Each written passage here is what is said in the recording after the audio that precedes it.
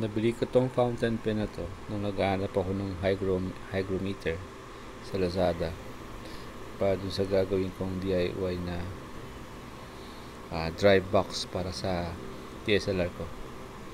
So ito yung fountain pen na receive ko. So around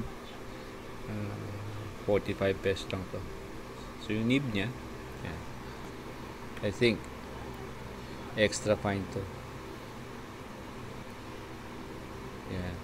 Nakatago siya. So retractable yung nib nito. So sa loob niya, yan, pag binuksan ko, yan, meron siyang kasamang parang vacuum filler siya eh. Yan. Nalagyan ko na siya ng ink. So yan, kasama na yan. Then meron siyang mechanism sa loob na may spring. So yan, yan, retractable siya gaya sinabi ko. Yan, maganda naman yung click niya and lumalabas naman siya ng maayos. So yan,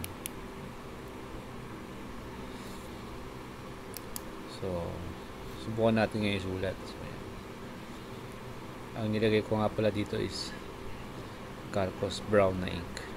So yan, yan, Carcos brown.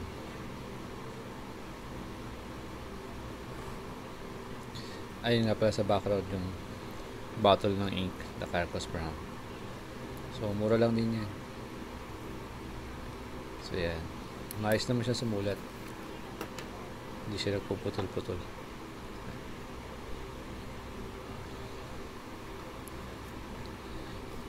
Then yan, yung ginamit kong ink, Carcos brown.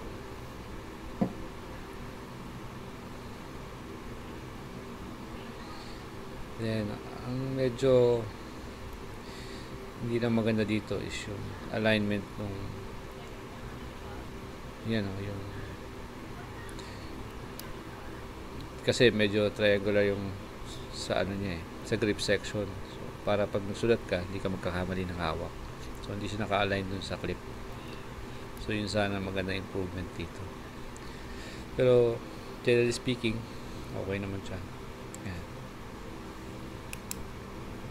So ko-compare ko siya dun sa isang binili ko na Jinhao 86. Actually parang homage yun ng ano eh, homage ng Parker 51. I'm not sure kung 51 na, basta Parker, pati itsura niya kaway. Kaya lang yun, makikita natin pag ginamit ko siya sa pagsusulat. Mamaya compare natin. Wait lang. Ayan. So may ano siya, screw. So naka ano siya. Yan, ito yung susulat niya.